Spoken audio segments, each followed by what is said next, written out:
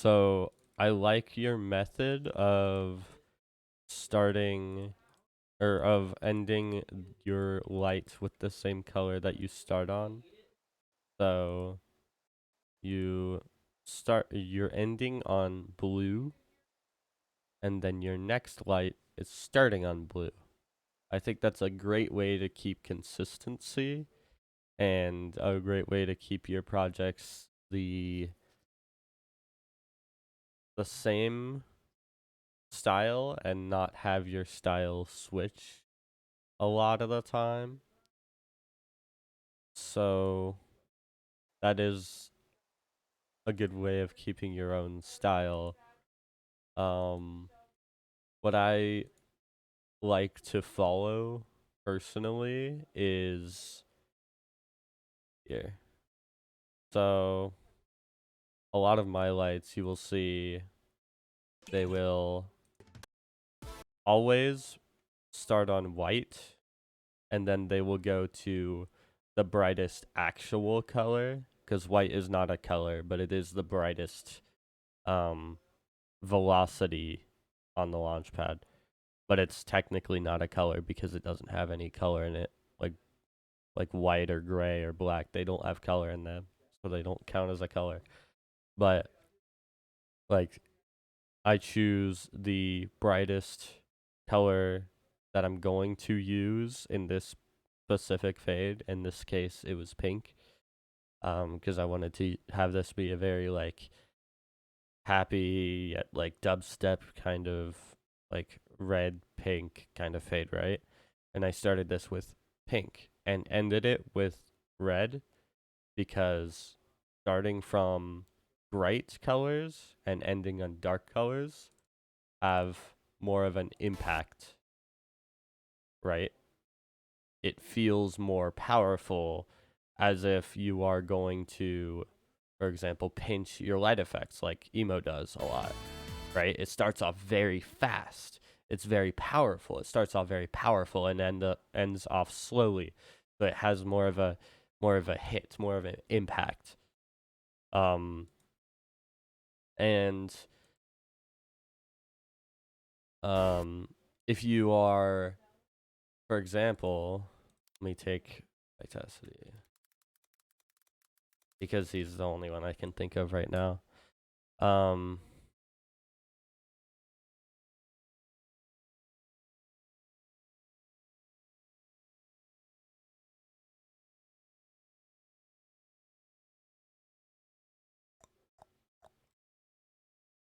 no, that's too far.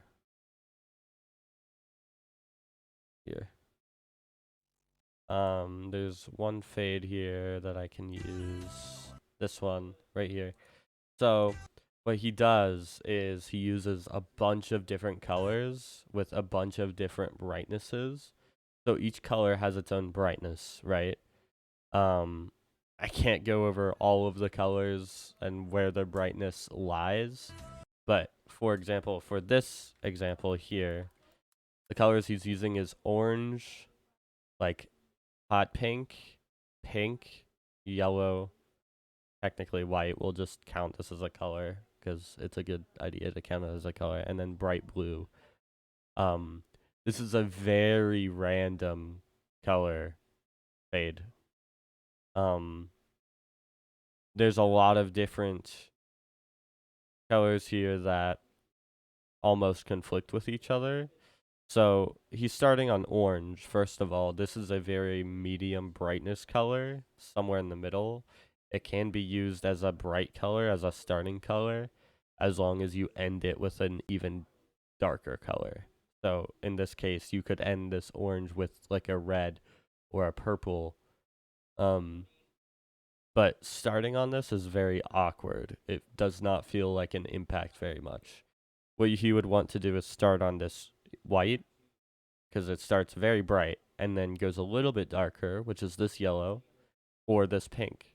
Or you could do white, yellow, or he could honestly just reverse this right here. All these colors right here, he could just reverse and it would be a nice, clean fade. This would be a very nice fade to use, but he has it reversed. So it's starting off very dark and ending very bright. and then he just has this filler color here for some reason, which makes it even more awkward. You're starting on like medium and then getting brighter and brighter and brighter and then a little bit darker. That's very weird. It's very awkward. I'm sorry, Vitality. You're a great guy, but this is very awkward. It's a very old fades that people used to use and have started to drift away from. Um, but that's not, you don't always want to do that, of course. There is examples where you can start off very dark, right? I don't think I can ever see this fade being used in a context that would really make sense, though. I mean, unless it's like, I don't know. I really don't know where this could be used where it would make sense to me personally. But um, like if you want to start off with a dark color, you could either go for a sound that's like building up, right? It's like a ooh, right? Because it starts off very like it starts off very dark or very quiet or very low, and it's building up to like a higher pitch or a louder pitch or something. Um, or like there's Nitrix's vocals. We have found out recently. Me and my friends have found out recently that Nitrix's vocals can be very soft sometimes. So at the end here, he purposely makes his vocals very soft. So listen to this. It starts off like, right? It's very breathy. So that's very quiet. And then he gives the tone later, like kind of in the middle, and then it goes back down. It's like, right? So it starts off quiet, and then in the middle is like loud, kind of, and then at the end is very, very quiet again. So doing using the method I was talking about, you would start with a dark color, like dark blue, and then maybe going to middle color, like maybe bringing it from dark blue to purple, right? Purple is kind of a middle color, or it could be an ending color. It doesn't really matter. It's up to your preference. Um, and then ending on a dark color. Um, that way it fits with the energy of the vocals or the sound of the vocals. Um, and another example, another thing I can give, another tip, if I can find that video, the Vitacity video. Oh yeah, it's here. Another problem with using this kind of fade that he was using here, this one, is it's very hard to process for the human eye that there's all of these colors here, right? Now, if you were to, okay, I'll open Ableton really fast to give a better example. Because there is actually a way to use almost any fade in a good way and make it not look very all over the place and look strange. But you have to do it a very specific way, and it only works in uh a very small amount of times. It only works sometimes. And that method is extending the note length. I don't know if Ableton is opening.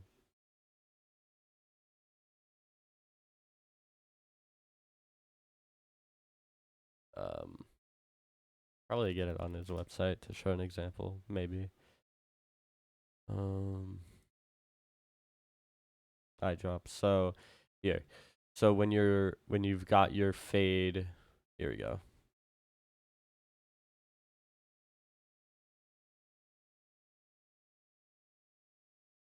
Okay, so say you have a light. Let me get iDrop.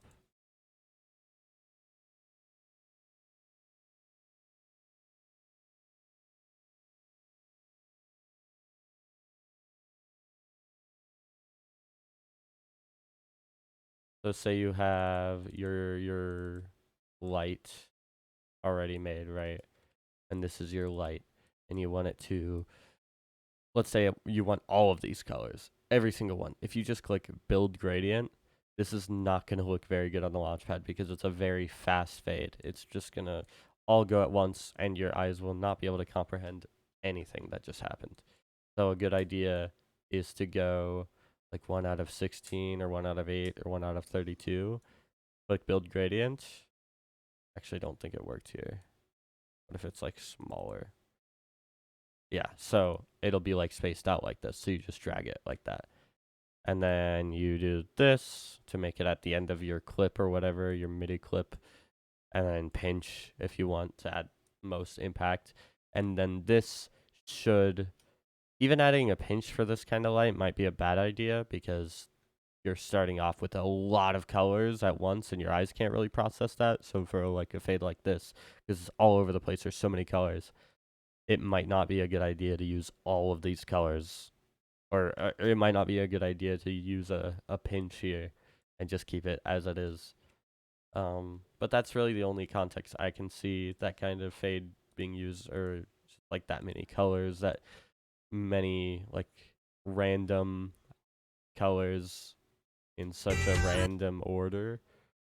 And then another thing I want to go over is consistency in the sample for the fade that you're using. So in this context, I have my main melody slash vocals are, they start off with the white, pink, red, and it's always that fade for this melody or vocal, right? Right? Only that fade. And then I play a different sound, like it's a bunch of like vocal chops or something there, and it's all red and then orange, right? All those are the same. Not a bunch of different colors for each sample. That way you're keeping a lot of consistency. A lot of the time I'll see like Yogi, I don't think he does this anymore, but he'll have like a bunch of different colors for each one. And I see some consistency there, where like that one will always be white. And I think all those colors were all like the same together, but in all, like there are a bunch of different colors for the same sound, which, yeah, I think that's just my personal preference. Like that's what I follow, is I only use one fade for one sound most of the time. And that's just kind of how I do it.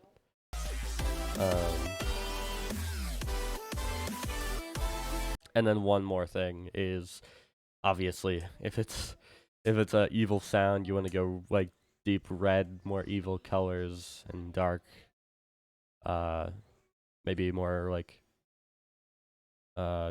dangerous colors. Whereas if it's a cool sound, like very light or happy, you would do like more cool colors, or like more water type colors, right? Like this, right? It's like green to blue to dark blue. Very cool, very water, ocean kind of,